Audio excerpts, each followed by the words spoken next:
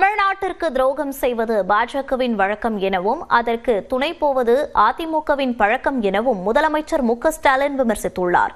அதே நேரம் தான் யாருக்கும் அடிமையில்லை என அதிமுக பொதுச் செயலாளர் இபிஎஸ் கூறியுள்ளார்.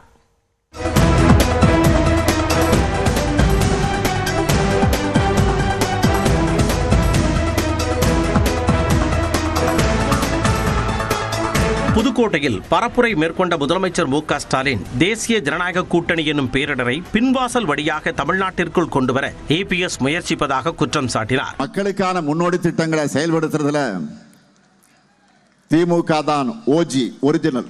என்டிஏ என்னும் பேரிடரை தமிழ்நாட்டுக்குள்ள பின்வாசல் வழியாக கொண்டு வரதுக்கு தேர்ந்தெடுக்கப்பட்டிருக்கக்கூடிய முதன்மை அடிமைதான் பழனிசாமி.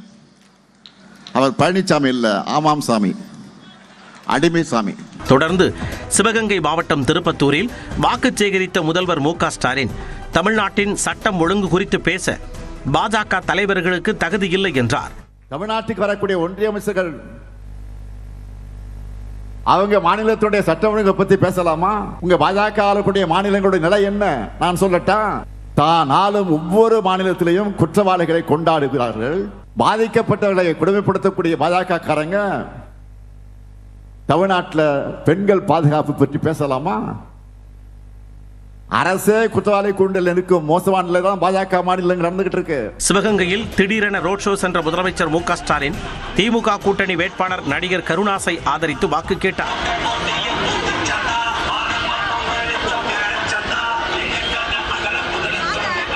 இதேபோல் தஞ்சாவூரில் தேர்தல் பரப்புரையில் ஈடுபட்ட அதிமுக பொதுச் செயலாளர் எடப்பாடி பழனிசாமி விவசாயிகளை வஞ்சிக்கும் கர்நாடக அரசின் துணை முதல்வர் டி.கே. சிவக்குமாருடன் இணைந்து முதல்வர் மு.க.ஸ்டாலின் பரப்புரையில் ஈடுபட்டதாக குற்றம் சாட்டினார்.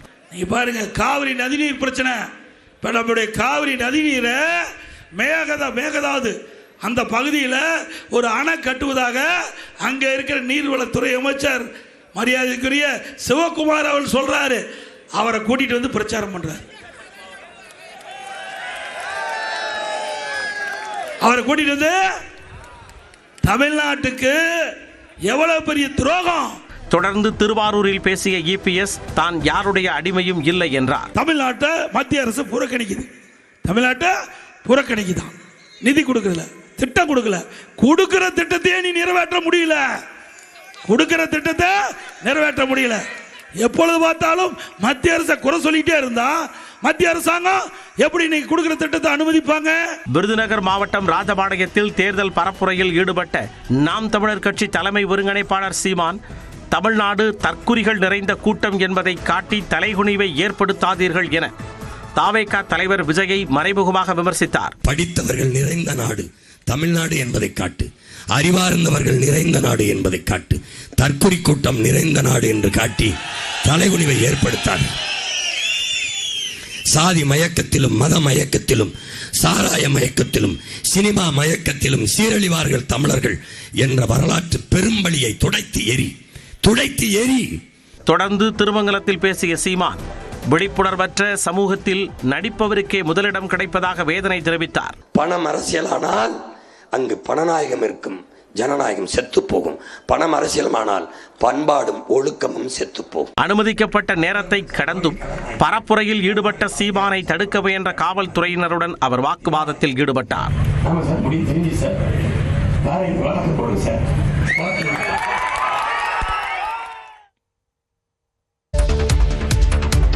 தமிழக லஞ்ச ஒழிப்புத்துறை பொறுப்பு இயக்குநராக துரைக்குமார் ஐபிஎஸ் நியமனம் செய்யப்பட்டுள்ளார்.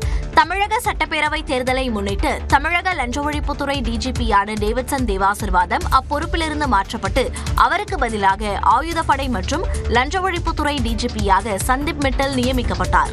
இதற்கு கடும் எதிர்ப்பு தெரிவித்து தேர்தல் ஆணையத்திற்கு திமுக எம்பி டி.ஆர். பாலு கடிதம் எழுதினார். அதில் தேர்தல் பணிகளில் ஈடுபடும் அதிகாரிகளை மட்டுமே மாற்றம் செய்ய தேர்தல் ஆணையத்திற்கு அதிகாரம் உள்ள நிலையில் தேர்தல் பணியில் ஈடுபடாத லஞ்ச ஒழிப்புத்துறை டிஜிபியை மாற்றியதற்கு ஆட்சேபனை தெரிவித்தார். அறிவித்திருந்தார்.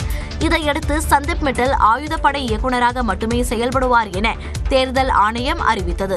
இதனிடையே தமிழ்நாடு உள்துறை செயலாளர் தீரஜ்குமார் மாற்றப்பட்டு அவருக்கு பதிலாக மணிவாசன் உள்துறை செயலாளராக நியமிக்கப்பட்டார். இதையடுத்து லஞ்ச ஒழிப்புத்துறை இணை இயக்குநராகவும் ஐஜியாகவும் உள்ள துரைக்குமாரை லஞ்ச ஒழிப்புத்துறை பொறுப்பு இயக்குநராக நியமித்து புதிதாக பொறுப்பேற்ற உள்துறை செயலாளர் மணிவாசன் உத்தரவிட்டுள்ளார். கன்னியாகுமரி, மேற்கு தொடர்ச்சி மலை மாவட்டங்களில் இன்று மழைக்கு வாய்ப்பிருப்பதாக வானிலை ஆய்வு மையம் கணித்துள்ளது.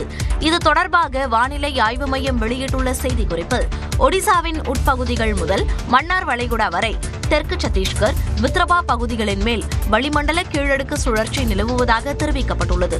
இதன் காரணமாக கன்னியாகுமரி, மேற்கு தொடர்ச்சி மலை மாவட்டங்கள் மற்றும் அதனை ஒட்டிய மாவட்டங்களில் ஓரிரு இடங்களில் லேசான மழைக்கு வாய்ப்பிருப்பதாக தெரிவிக்கப்பட்டுள்ளது. கன்னியாகுமரி, திருநெல்வேலி மற்றும் மேற்கு தொடர்ச்சி மலை மாவட்டங்களில் ஓரிரு இடங்களில் நாளை முதல் 17ஆம் தேதி வரை மழை பெய்யக்கூடும் என வானிலை ஆய்வு மையம் கூறியுள்ளது.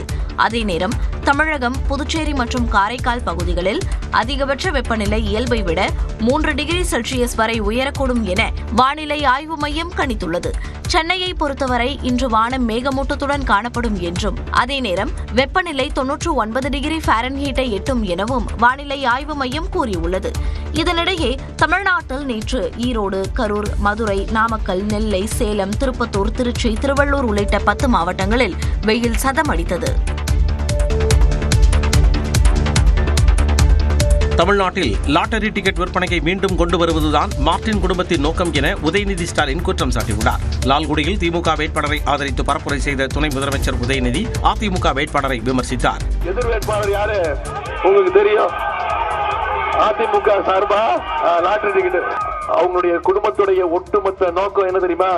மீண்டும் தமிழ்நாட்டுக்குள்ள எப்படியாவது லாட்டரி டிக்கெட், லாட்டரி தொழிலை கொண்டு வந்து தமிழ்நாட்டு மக்களை சீரழிக்கிறதா அவங்களுடைய ஒரே நோக்கம். வாசுதேவநல்லூர் தொகுதி திமுக வேட்பாளரை ஆதரித்து வாக்கு சேகரித்த அக்கட்சியின் துணை பொதுச் செயலாளர் கனிமொழி, மாநில அரசின் நிதியில் செயல்படுத்தப்படும் திட்டங்களுக்கு மத்திய அரசு ஸ்டிக்கர் ஒட்டிக் கொள்வதாக குற்றம் சாட்டினார். பிரதான் மந்திரி ஆவாஸ் யோஜனா அப்படின்னு ஒரு திட்டம், புரிஞ்சுதா? புரியல, புரியாத பேர் தான் வைப்பாங்க. ஹிந்தியை அப்படியும் தெரிஞ்சிடணும் இல்லையா? அதுக்காக அது பேரு பிரதம மந்திரி திட்டம். ஆனா அதுக்கு காசு யாரு கொடுக்கறா? முத்துவேல் கருணாநிதி ஸ்டாலின். 100 நாட்கள் திட்டத்திற்கான நிதியை மத்திய பாஜக அரசு நிறுத்திவிட்டதாகவும் கனிமொழி தெரிவித்தார். தமிழ்நாடு வெர்சஸ் டெல்லி இடையே போட்டி என முதலமைச்சர் மு.க. ஸ்டாலின் கூறுவதன் மூலம் பிரதமர் மோடி மீதான பயம் தெரிவதாக பாமக தலைவர் அன்புமணி கூறியுள்ளார். திருவண்ணாமலையில் செய்தியாளர்களை சந்தித்த அன்புமணி, 1400 கோடியில் கட்ட வேண்டிய திருவான்மையூர் உத்தண்டி மேம்பாலத்தை ஒப்பந்ததாரர்களை மிரட்டி 2100 கோடிக்கு டெண்டர் விட்டுள்ளதாக சாடினார். முதலமைச்சர், நீங்க சாதனைகளை சொல்லி நீ ஓட்டு கேளுங்களேன். என்ன சாதனைகள் சொல்றீங்க? சொல்றதெல்லாம் பிஜேபி பிஜேபி பிஜேபி, இதான் உங்க சாதனையா? இது சட்டமன்ற தேர்தல் முதலமைச்சர் அவர்களே.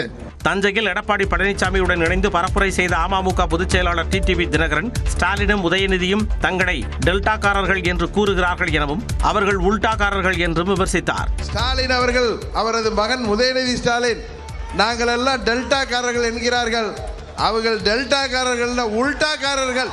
சாத்தூரில் பரப்புரை செய்த பாஜக மாநில முன்னாள் தலைவர் அண்ணாமலை, காங்கிரஸ் கட்சிக்கு மட்டும் கூடுதல் இடங்கள் வழங்கியதன் மூலம் யாருக்கு யார் அடிமை என்பது தெரிந்துவிட்டதாக தெரிவித்தார். திராவிட முன்னேற்ற கழகத்தில் எல்லா கட்சிகளுக்கும் சீட்டு குறைக்கப்பட்டிருக்கிறது. ஆனா ஒன்றுக்கும் உதவாத காங்கிரஸ் கட்சிக்கு மட்டும் சீட்டு ஏறப்பட்டிருக்கிறது என்றால் என்ன அர்த்தம்? யார் யாருக்கு அடிமை என்பதை நாம் முழுமையாக புரிந்து கொள்ள வேண்டும். தமிழ்நாட்டில் பாஜக வீசுவதாகவும் குறிப்பிட்டுள்ளார்.